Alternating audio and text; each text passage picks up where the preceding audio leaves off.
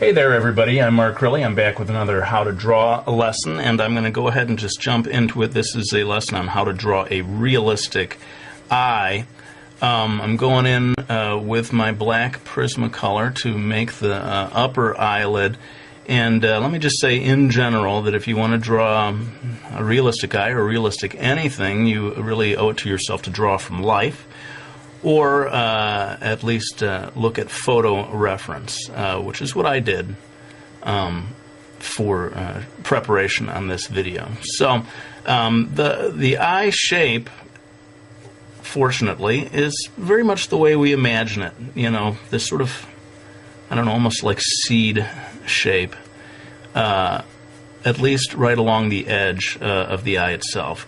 Of course, everyone knows that there's this sort of section here on the inside of each eye that comes out,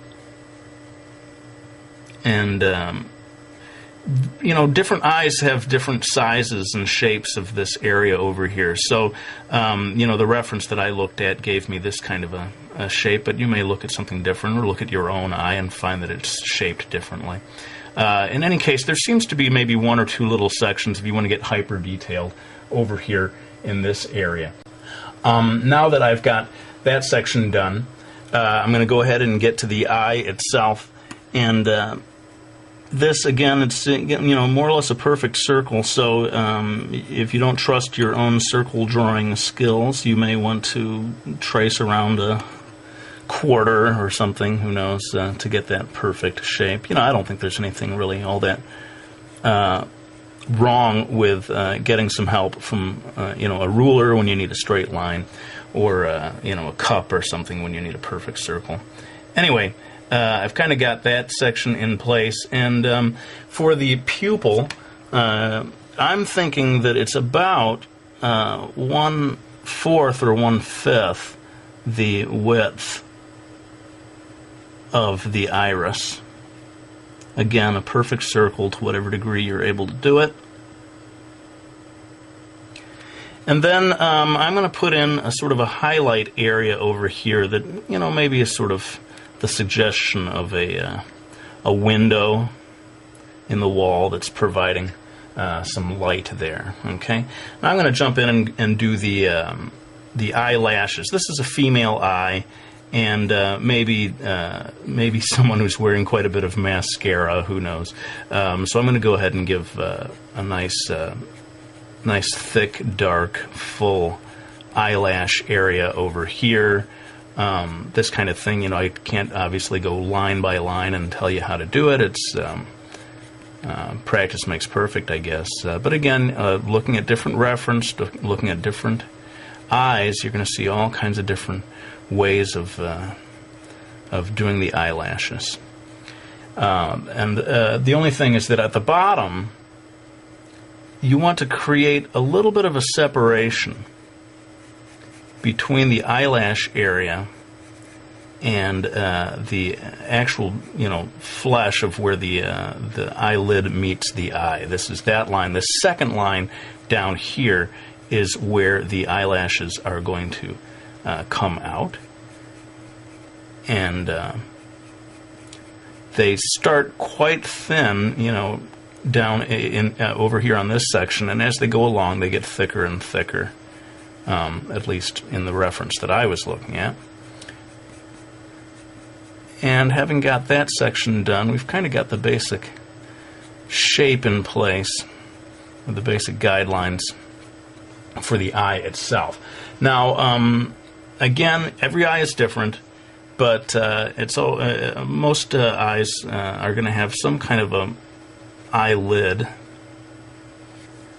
And this one that I looked at for reference had quite a, I guess you'd call a heavy eyelid, which means that the line of the eyelid is pretty distant from the line of the eyelash.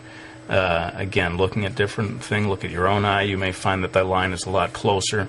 And in some Asian eyes, there's almost no line at all of eyelashes. This is not so much a video about drawing the eyebrows, so forgive me, I'm just going to drop in really quickly a suggestion of an eyebrow here without talking about it too much. Now I'm going to zoom in right now to what I feel is the absolutely most important part of this lesson, and that is the iris. And I want you to really see the details of what I do here. So pardon me while I zoom in. Now, getting a good iris illustration done is the real key to making a super realistic, almost photorealist looking eye.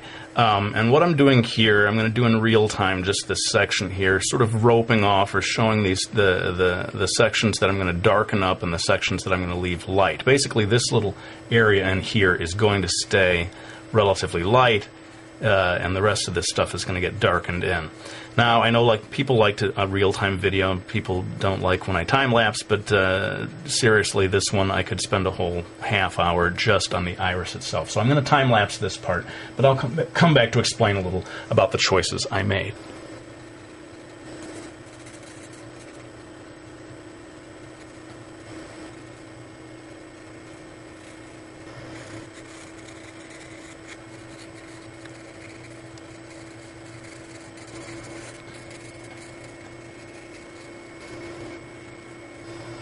Alright, so you can see where the key to getting a nice shiny looking eye is getting this nice window shaped highlight, although it doesn't have to be window shaped, it could be sort of circular or any number of shapes. But make sure that you keep it nice and white, and that you darken the area near the highlight, and that helps it pop and makes the whole thing look shinier.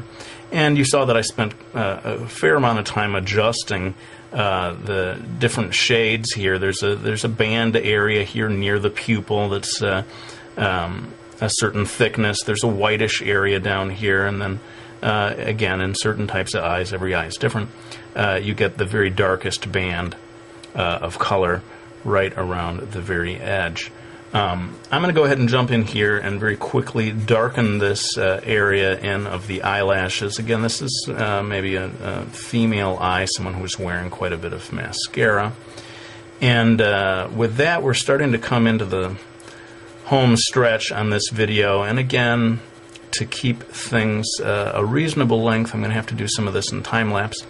But hopefully it won't be anything that you couldn't follow along with. Basically, I'm going to be adding shading to make the whole thing look a little more 3D. And again, I'll come back to explain a little bit about the choices I made.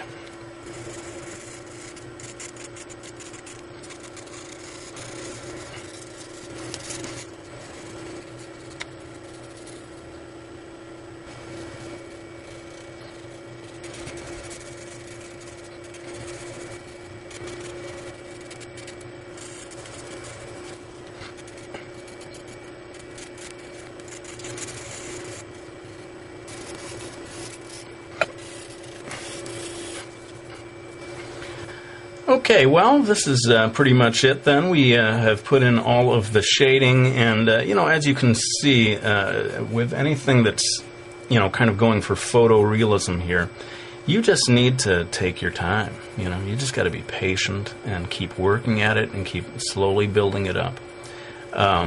That's why I pretty much had to time-lapse through a lot of the stuff on this video. Those are the requirements of doing something truly realistic. And in many ways, if this is the kind of art style that you want to do, the most important thing that you need to learn is patience.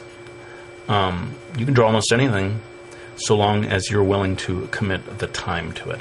So that's pretty much it for this video. I hope you found it useful, and if you want to see me do more realistic stuff like this, by all means, let me know. I'd be happy to do a whole series of videos like this. This is, of course, what I was trained to do in my youth. If you are able to draw like this, I think it does help you to draw in any other style even better.